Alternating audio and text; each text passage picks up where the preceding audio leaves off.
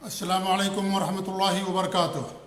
الحمدللہ رب العالمین واشہد ان لا الہ الا اللہ وحدہ لا شریک لہ واشہد ان محمدا عبدہ ورسولہ صلوات اللہ وسلامہ علیہ وعلی آلہ وعلی اصحابہ ومن اہتدی بہدیہ واستنى بسنتہ الی یوم الدین وبعد۔ معزز و مکرم و محترم ناظرین و ناظرات، مشاہدین و مشاہدات، قیامت کی نشانیاں آپ کے سامنے مسلسل بیان ہو رہی ہیں۔ آج بھی آپ کے سامنے ایک ایسی نشانی کا ہم ذکر کرنا چاہتے ہیں جو امت مسلمہ کے اندر واقع ہو چکی ہے، جس کا آپ کو خطرہ تھا، آپ کو ڈر لاحق تھا، وہ چیز واقع ہو کر کے رہ گئی، اور وہ ہے شرک کا وجود۔ امت مسلمہ میں شرک کا پایا جانا، اس کے تعلق سے بہت ساری حدیثیں اللہ کے رسول صلی اللہ علیہ وسلم سے آتی ہیں، جن سے بات سمجھ میں آتی ہے کہ جب تک امت مسلمہ کے اندر شرک پیدا نہیں ہوگا اس وقت تک قیامت قائم نہیں ہوگی۔ اور یہاں امت مسلمہ، امت دعوت یا امت اجابت، جس امت نے آپ کی دعوت قبول کی، امت اجابت وہ مراد ہے، کیونکہ امت کی دو قسمیں ہیں، امت دعوت اور امت اجابت۔ امت دعوت وہ ہے جو غیر مسلم ہیں، کفار ہیں، مشرکین ہیں، وہ امت دعوت ہیں، انہیں دعوت دی جائے گی۔ اور امت اجابت وہ ہیں جنہیں ہم مسلمان کہتے ہیں، جنہوں نے آپ کی دعوت کو قبول فرمایا، امت مسلمہ۔ تو امت مسلمہ کے اندر جب تک شرک نہیں پیدا ہوگا اس وقت تک قیامت نہیں قائم ہوگی۔ اور مراد یہ ہے کہ امت مسلمہ کے کچھ لوگوں کے اندر یا بہت سارے لوگوں کے اندر، یہ مراد نہیں ہے کہ پوری امت شرک کے اندر واقع ہو جائے گی، کیونکہ پوری امت ضلالت اور گمراہی پر اکٹھا نہیں ہو سکتی۔ امت کے اندر ایک ایسی جماعت رہے گی ہمیشہ سے، اور وہ موجود ہے اللہ کے رسول صلی اللہ علیہ وسلم کے زمانے سے، اور قیامت تک ایک ایسی جماعت رہے گی جو حق پر قائم رہے گی، جن کا شرک سے، بدعات اور خرافات سے کوئی تعلق نہیں ہوگا۔ وہ شرک و بدعات سے محفوظ ہوگی، ایک جماعت ایسی رہے گی، اور وہ جماعت ہے جو سلف صالحین کے نقش قدم پر چلتے ہیں، صحابہ، تابعین، تبع تابعین کے نقش قدم پر چلنے والی جماعت ہمیشہ سے اور قیامت تک وہ جماعت باقی رہے گی۔ لیکن کچھ لوگوں کے اندر یا بہت سارے لوگوں کے اندر شرک پیدا ہو جائے گا۔ اللہ کے رسول صلی اللہ علیہ وسلم کی حدیث صحیح بخاری کی روایت، ابو ہریرہ رضی اللہ عنہ فرماتے ہیں کہ اللہ کے رسول صلی اللہ علیہ وسلم کا ارشاد ہے، قیامت اس وقت تک قائم نہیں ہوگی جب تک دوس قبیلے کی عورتوں کی سرینیں، سمجھ لیجئے، ذوالخلصہ کے بت کے ارد گرد چکر نہ لگا لیں۔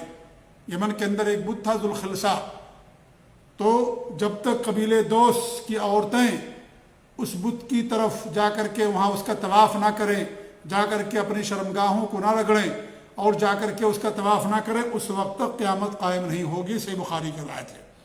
ایسے ثوبان جو اللہ کے رسول صلی اللہ علیہ وسلم کے غلام ہیں رضی اللہ تعالیٰ عنہ فرماتے ہیں کہ اللہ کے رسول صلی اللہ علیہ وسلم کے ارشاد ہے، مجھے اپنی امت میں گمراہ کن ائمہ کا سب سے زیادہ خوف ہے۔ میری امت کے چند قبیلے ضرور بتوں کی عبادت شروع کر دیں گے، اور بعض قبیلے مشرکوں کے ساتھ مل جائیں گے، اور قیامت سے پہلے تقریباً 30 جھوٹے دجال ظاہر ہوں گے، جن میں ہر ایک کا یہی دعویٰ ہوگا کہ وہ نبی ہے، اور میری امت کی ایک جماعت ہمیشہ حق پر قائم رہے گی، ان کی ہمیشہ اللہ کی طرف سے مدد ہوتی رہے گی، جو ان کی مخالفت کرے گا ان کو نقصان نہیں پہنچا سکے گا، یہاں تک کہ اللہ تعالیٰ کا حکم آ جائے، یعنی قیامت قائم ہو جائے۔ صحیح روایت آپ صلی اللہ علیہ وسلم کی۔ تو اس حدیث میں آپ نے بہت ساری باتیں بتائی۔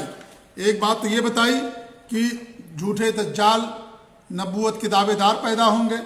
آپ نے یہ بھی فرمایا کہ گمراہ کن علماء کا آپ کو سب سے زیادہ خوف ہے، یعنی ایسے علماء پیدا ہوں گے جو خود گمراہ ہوں گے، دوسروں کو گمراہ کریں گے، خود شرک و بدعات کے اندر سر سے لے کر کے پاؤں تک ڈوبے ہوئے ہوں گے، اور امت کو، لوگوں کو، سادہ لوح مسلمانوں کو بھی شرک اور بدعات کے اندر ڈبا کر کے رکھیں گے، اپنی چرب زبانی سے، اپنی فصاحت و بلاغت سے، یا ان کی زبان میں جو اللہ نے تاثیر رکھی ہے اس کا غلط استعمال کرتے ہوئے لوگوں کو شرک اور بدعات کے اندر رکھیں گے، جہنم کی طرف بلائیں گے اور جہنم کی طرف لوگوں کو دعوت دیں گے۔ ایسے ہی آپ نے فرمایا میری امت کے چند قبیلے ضرور بتوں کی بات کریں گے، یعنی اللہ تعالیٰ کے ساتھ شرک کریں گے، اللہ کے علاوہ دوسروں کی عبادت کریں گے۔ ہمارے نبی کی صاف روایت ہے کہ ایسے لوگ پیدا ہوں گے جو شرک کریں گے، اور یہ چیز واقع ہوئی۔ اس طریقے سے عائشہ رضی اللہ عنہ فرماتی ہیں کہ میں نے اللہ کے رسول صلی اللہ علیہ وسلم کو فرماتے ہوئے سنا، دن رات ختم نہیں ہوں گے جب تک لات و عزیٰ کی عبادت شروع نہ کر دی جائے، جب تک ان کی عبادت شروع نہ کر جائے، جب تک شرک نہ ہو اس وقت تک قیامت قائم نہیں ہوگی۔ عائشہ رضی اللہ عنہ فرماتی ہیں کہ میں نے کہا اللہ کے رسول صلی اللہ علیہ وسلم، میں تو سمجھتی تھی کہ جب اللہ تعالیٰ نے فرما دیا کہ وہ اللہ ہی ہے جس نے اپنا رسول ہدایت اور دین حق دے کر کے بھیجا تاکہ اسے سارے دینوں پر غالب کر دے، خواہ مشرکوں کو ناگوار ہی کیوں نہ لگے، تو میں سمجھ رہی تھی کہ ہمیشہ کے لیے ہے کہ دین ہمیشہ غالب رہے گا اور لوگ شرک نہیں کریں گے اور اللہ تعالیٰ کی توحید خالص لوگوں کے پاس ہوگی اور لوگ شرک نہیں کریں گے، تو میں یہ سمجھ رہی تھی کہ ہمیشہ کے لیے ہے۔ تو آپ نے فرمایا جب تک اللہ چاہے گا ایسا ہی رہے گا۔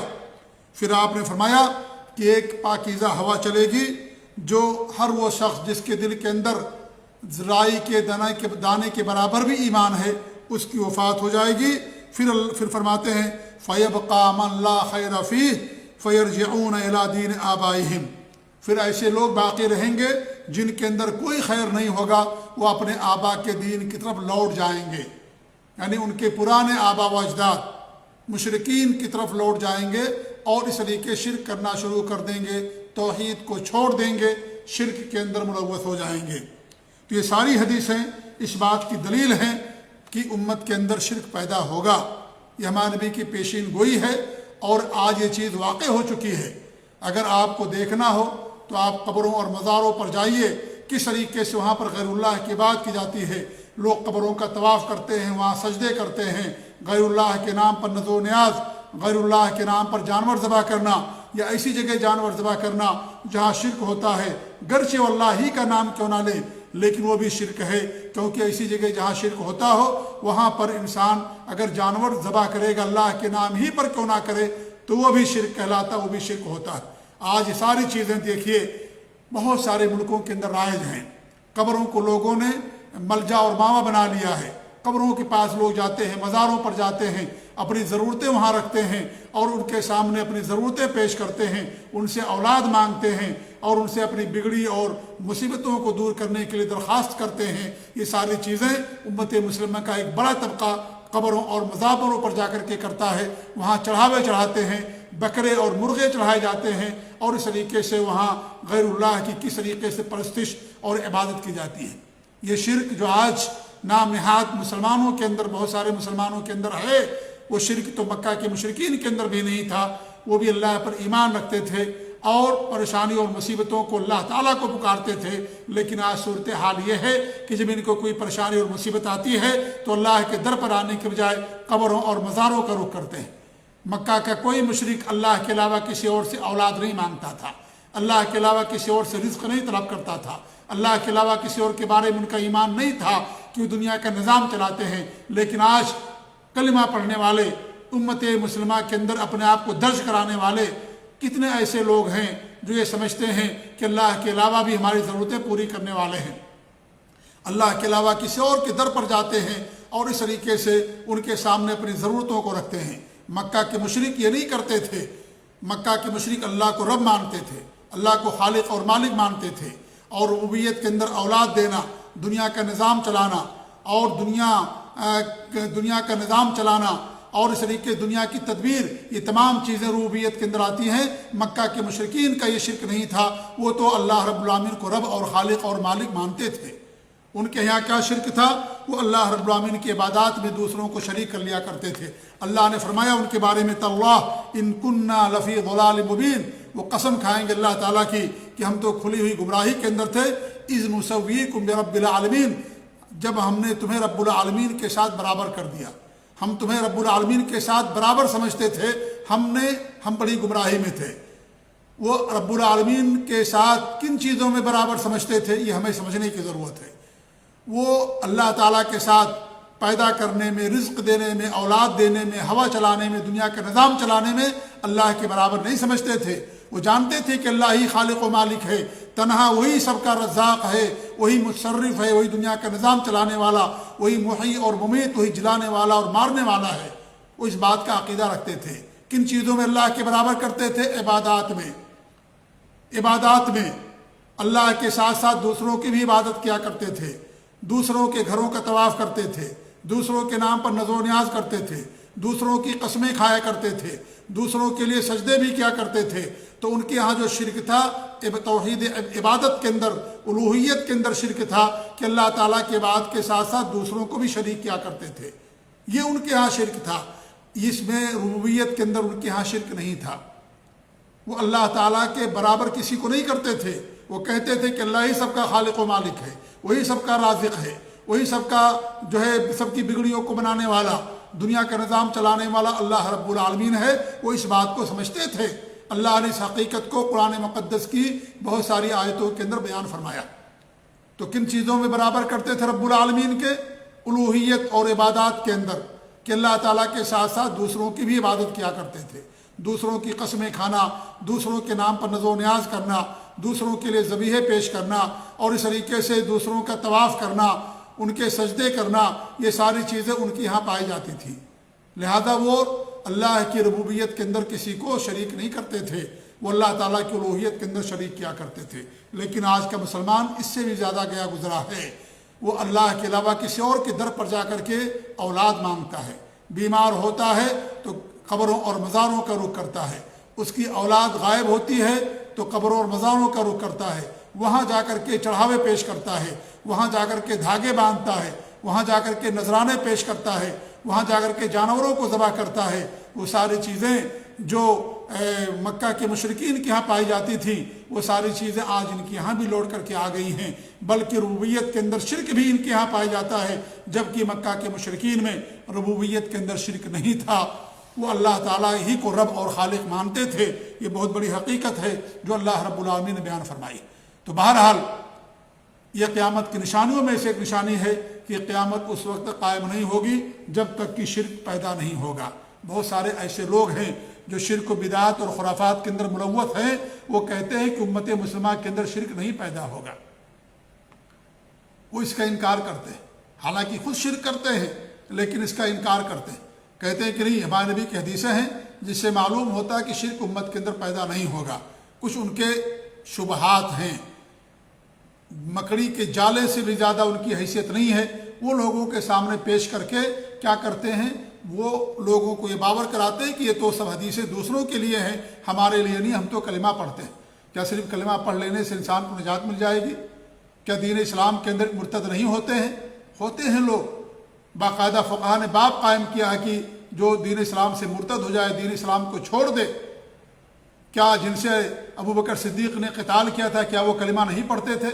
जो ज़कात देने से इनकार करने वाले थे, क्या वो कलिमा नहीं पढ़ने वाले थे? कलिमा पढ़ते थे, वो कलिमा पढ़ते थे। वो अल्लाह पर इनका ईमान भी था, नबी पर भी उनका ईमान था।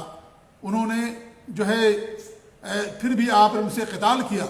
उमर रज़ी अल्लाह तआला अन्हु ने तो हमारे अबू बकर सिद्दीक़ रज़ी अल्लाह तआला अन्हु से इसी बात पर उनके साथ बहस की और फिर आखिर में अल्लाह रब्बुल आलमीन ने उमर फ़ारूक के सीने को भी खोल दिया और मुर्तद्दीन से, इन लोगों से जो मानिईन ज़कात से, उनसे जाकर के क़िताल किया गया। मुर्तद्दीन से क़िताल किया गया, मानिईन ज़कात से क़िताल किया गया। तो बताना ये मकसद है कि उम्मत मुस्लिमा के अंदर शिरक पैदा होगा। अल्लाह के रसूल सल्लल्लाहु अलैहि वसल्लम की हदीस है, तुम साबिक़ा उम्मतों की पैरवी करोगे। साबिक़ा उम्मतों से मुराद कौन? यहूद व नसारा। क्या यहूद व नसारा के अंदर शिरक नहीं पैदा हुआ? पैदा हुआ। मिनवान, अल्लाह के रसूल की हदीस है, मिनवान उनकी तुम पैरवी करोगे, उनकी तकलीद करोगे। यहाँ तक कि अगर कोई उनमें से अपनी माँ के पास एलानिया तौर पर गया होगा, ज़ना किया होगा, तो हमारी उम्मत के अंदर भी ऐसे लोग पैदा होंगे जो अपनी माँ से अपना मुँह काला करेंगे। हमारे नबी ने फरमाया अगर उनमें से कोई गोह के बिल में गया होगा तो हमारी उम्मत के अंदर भी ऐसे लोग होंगे जो जाएंगे। मिनवान उनकी पैरवी करोगे। जैसे जूते के दो तस्मे होते हैं, उनकी साइज बराबर होती है, जगह बराबर होती है तस्मों की, उसी तरीके से उम्मत के अंदर भी लोग पैदा होंगे जो उनकी पैरवी करेंगे यहूद व नसारा की। क्या यहूद व नसारा के अंदर शिरक नहीं आया? क्या उनके अंदर कुफ्र नहीं पैदा हुआ? पैदा हुआ। उन्होंने शिरक किया। हज़रत ईसा अलैहिस्सलाम को अल्लाह एक रब माना, अल्लाह का बेटा माना। यहूदियों ने हज़रत उज़ैर अलैहिस्सलाम को अल्लाह का बेटा माना। उनके यहाँ कुफ्र और शिरक आया, लिहाजा इस उम्मत के अंदर भी शिरक और कुफ्र पैदा होगा। कितनी हदीसें आपको मैं रखूँ आपके सामने, कितनी हदीसें मैं आपको सुनाऊँ?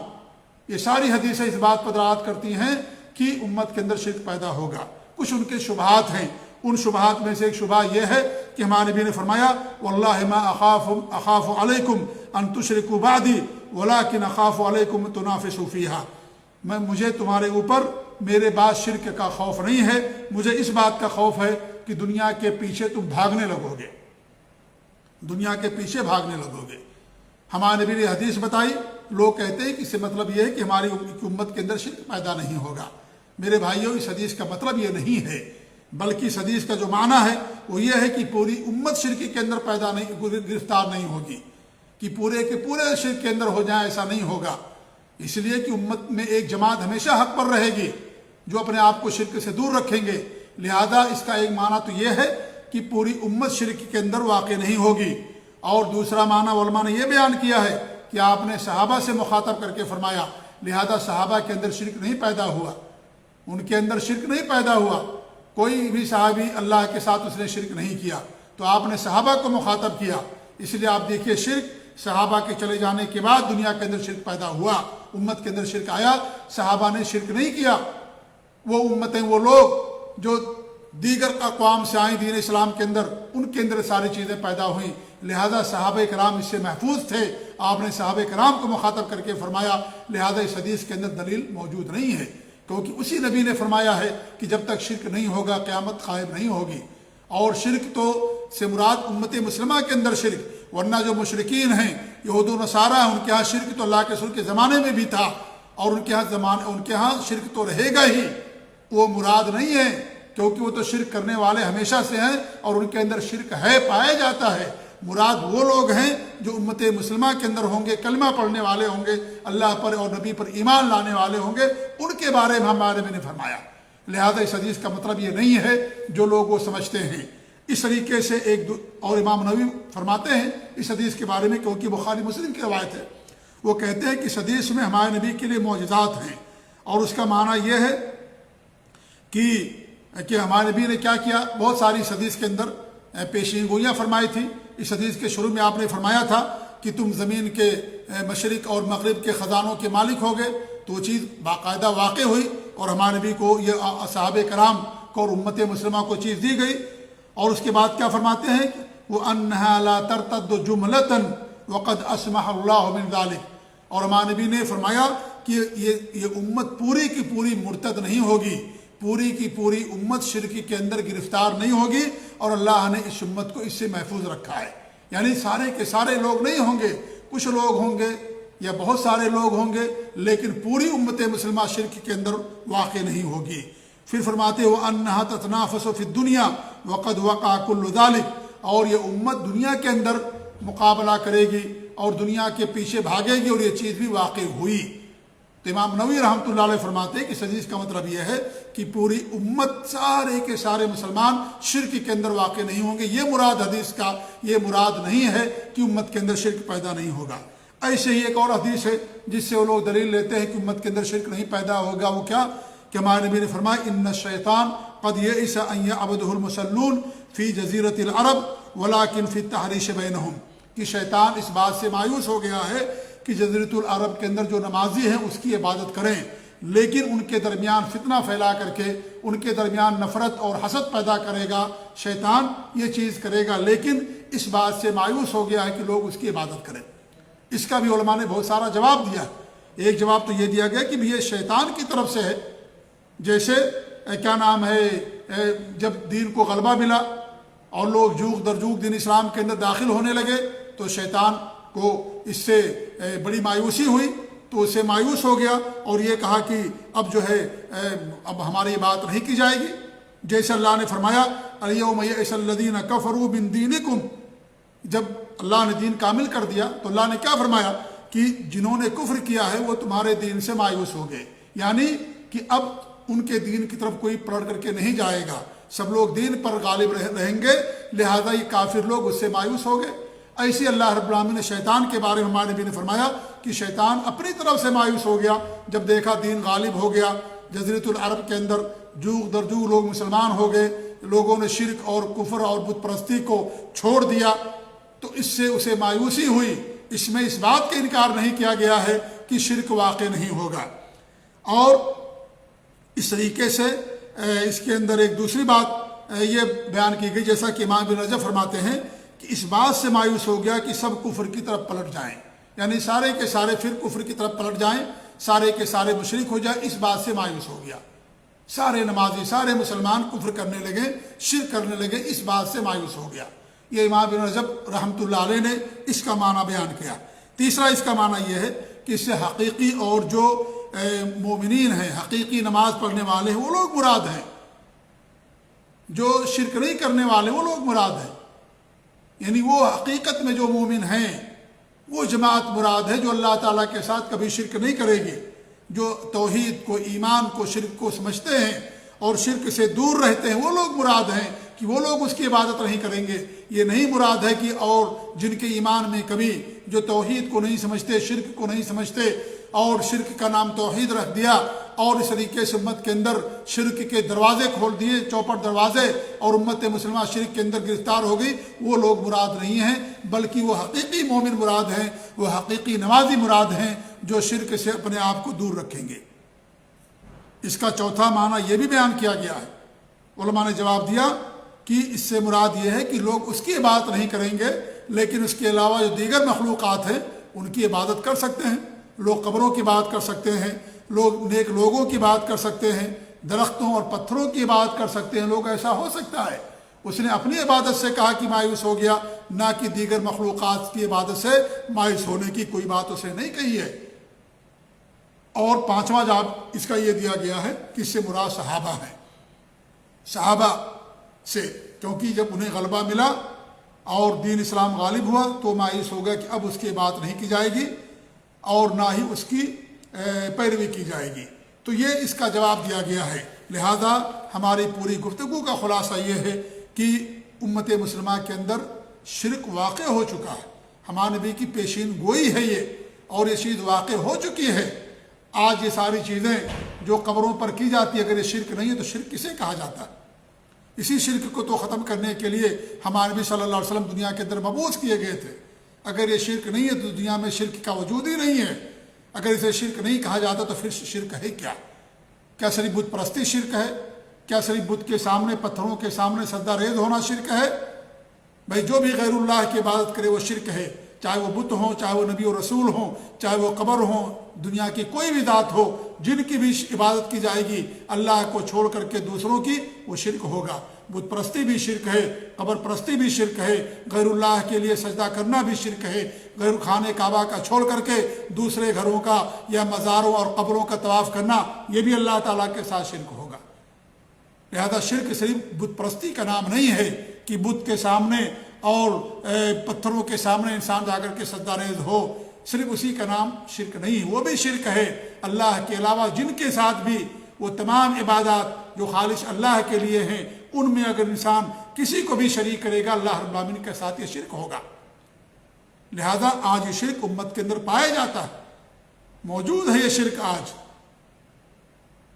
اگر کوئی اس کا انکار کرتا ہے تو معاند ہے، وہ مکابر ہے، وہ تکبر کرنے والا اور اس طریقے سے معاند انسان ہے وہ، اگر کوئی اس بات کا انکار کرتا ہے کہ امت کے اندر شرک نہیں ہے۔ آج کتنی قبریں ہیں دنیا کے اندر جن کی عبادت کی جاتی ہے، جہاں باقاعدہ مسجدیں خالی نظر آئیں گی، لیکن مزاروں پر آپ جا کر کے دیکھیے مزار آپ کو فل نظر آئیں گے، مزار پر تل رکھنے کی جگہ آپ کو نہیں ملے گی، یا حسین یا علی یا محمد کے نعرے لگائے جاتے ہیں، یا عبد القادر جیلانی یا بدوی یا فلاں و فلاں، اس کے نعرے لگائے جاتے ہیں۔ کہ یہ شرک نہیں ہے؟ کہ یہ شرک نہیں ہے؟ اگر یہ شرک نہیں ہے تو پھر مجھے بتایا جائے کہ شرک کسے کہا جاتا ہے۔ لہذا میرے بھائیوں، یہ نشانی آج پوری ہو چکی ہے، لوگوں نے اللہ کے رسول صلی اللہ علیہ وسلم کو اللہ کے برابر کر دیا۔ کیا وہ شعر آپ لوگوں کو نہیں معلوم ہے جو کسی بدعقیدہ شاعر نے کہا تھا، وہی جو مستوی عرش تھا خدا ہو کر اتر پڑا ہے مدینے میں مصطفیٰ بن کر؟ نعوذ باللہ من ذالک، یعنی اللہ اور رسول میں کوئی فرق نہیں ہے، اللہ اور اس کے رسول میں کوئی فرق نہیں۔ لوگ کہتے ہیں کہ اللہ احد نبی احمد، صرف میم کا فرق ہے، دونوں میں نقطہ، احد میں بھی نقطہ نہیں، احمد کے اندر بھی نقطہ نہیں ہے، دونوں کے اندر کوئی فرق نہیں۔ وہی جو عرش پر تھا مدینے میں نبی بن کر کے اتر پڑا ہے، نعوذ باللہ من ذالک۔ اس سے بڑا کفر اور کیا ہوگا؟ یہود نے تو حضرت عزیر کو اللہ کا بیٹا مانا، بیٹا کا درجہ باپ سے کم ہوتا ہے۔ نصارہ نے عیسیٰ علیہ السلام کو اللہ کا بیٹا مانا۔ تین خدا میں سے ایک رب اور خدا مانا، انہی کو رب نہیں مان لیا، لیکن جو نام نہاد مسلمان ہیں، کلمہ گو مسلمان ہیں، انہوں نے تو ان سب کو پیچھے چھوڑ دیا اور یہاں تک کہہ دیا کہ وہی جو مستوی عرش تھا خدا ہو کر اتر پڑا مدینے مصطفیٰ بن کر، یعنی وہی رب تھا جو مدینے میں نبی بن کر کے آ گیا۔ لہذا رب اور نبی میں کوئی فرق نہیں ہے، نعوذ باللہ من ذالک۔ یہی نہیں بلکہ آج جو صوفیاء ہیں، جو وحدت الوجود کا عقیدہ رکھتے ہیں، وہ کہتے ہیں کہ خالق اور مخلوق میں کوئی فرق نہیں ہے، سب وہی ہیں، سب میں اللہ تعالیٰ کی ذات موجود ہے، کوئی فرق نہیں ان کے اندر۔ اس سے بڑا کفر اور کیا ہوگا؟ جو وحدت الوجود، وحدت الشہود اور اس طرح کا جو عقیدہ رکھتے ہیں صوفیاء، اس سے بڑا کفر اور کیا ہوگا کہ اللہ تعالیٰ کی ذات دنیا کے ہر چیز کے اندر گھل مل چکی ہے اور ایک ہی چیز کا وجود ہے اور وہ اللہ تعالیٰ کی ذات ہے۔ رب میں، مربوب میں، خالق اور مخلوق میں، ساجد اور مسجود میں کوئی فرق نہیں ہے۔ یہ صوفیہ لوگوں کا عقیدہ، یہ کفر اور شرک نہیں تو اور کیا ہے میرے بھائیوں؟ لہذا اس غلط فہمی میں مت رہیے کہ امت کے اندر شرک نہیں پیدا ہوا ہے یا امت شرک کے اندر نہیں گرفتار ہوگی۔ نبی کی پیشین گوئی ہے، نبی صادق مصدوق ہیں، آپ کا ایک ایک حرف صادق ہے، سچا ہے، لہذا آپ نے جو فرمایا وہ چیز واقع ہو چکی ہے اور امت کے اندر شرک پایا جا رہا ہے۔ اللہ رب العالمین ہم سب کو شرک سے محفوظ رکھے، غلط فہمیوں سے محفوظ رکھے۔ اللہ تعالی ہم سب کو توحید خالص پر قائم رکھے، ہر طرح کی شرک سے اللہ رب العالمین ہمیں محفوظ رکھے، آمین۔ وصلی اللہ علی نبینا محمد وعلی آلہ وصحبہ اجمعین، وجزاکم اللہ خیر، والسلام علیکم ورحمۃ اللہ وبرکاتہ۔